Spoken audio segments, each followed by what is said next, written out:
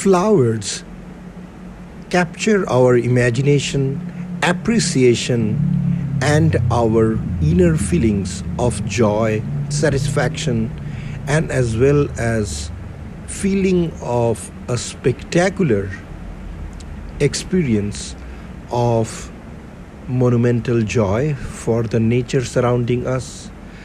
Flowers have inspired artists, sculptors, poets, and writers to come up with outstanding literary materials or artworks.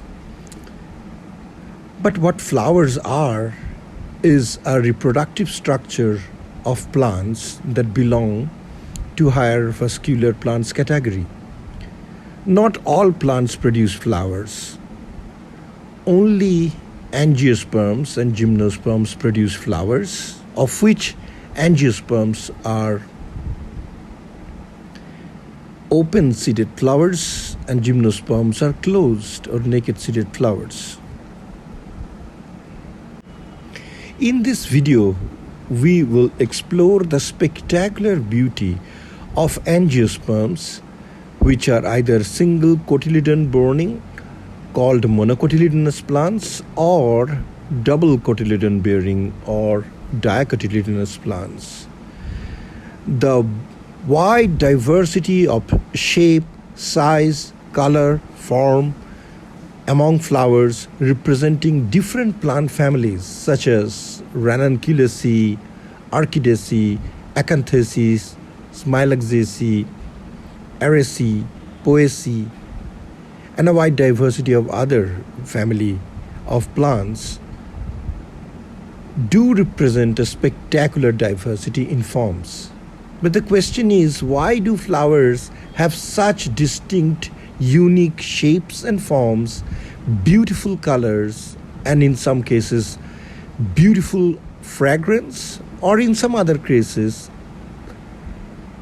a very nauseating, disagreeable odor that most of us will not appreciate. But nonetheless, it's some kind of an odor. But why do plants need them? Is because plants, unlike animals, only have locomotion and hence no movement. So they are fixed, located at one particular specific point throughout their entire life cycle, and hence are dependent on various biological and non-biological agents for the transfer of anthers from the stigma of the male flower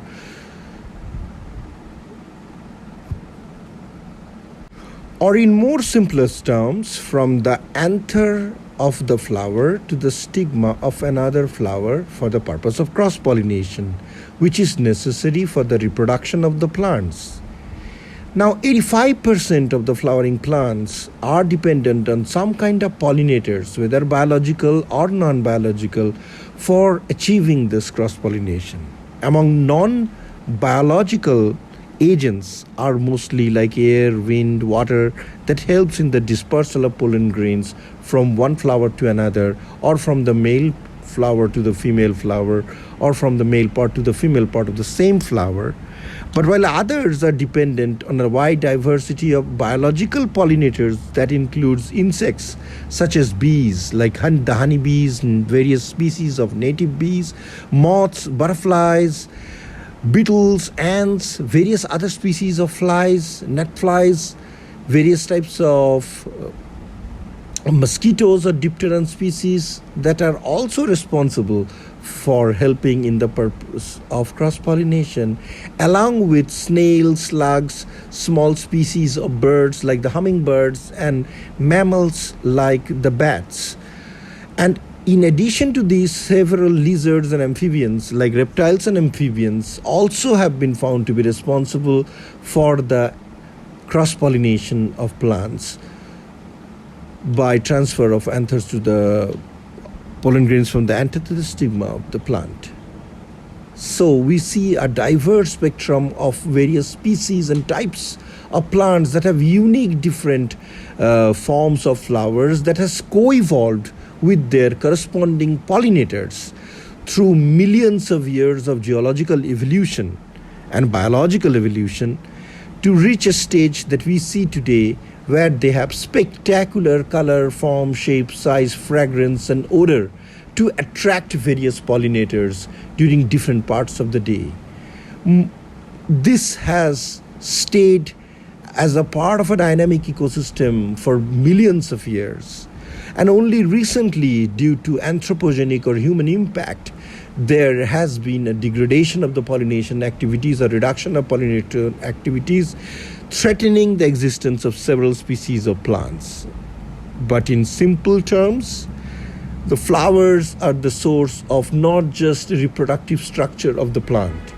It is a source of inspiration, it is a source of imagination, and it is a source of literary exploits and artistic exploration by humans, inspired by nature through spectacular size, shape, form as depicted in this video.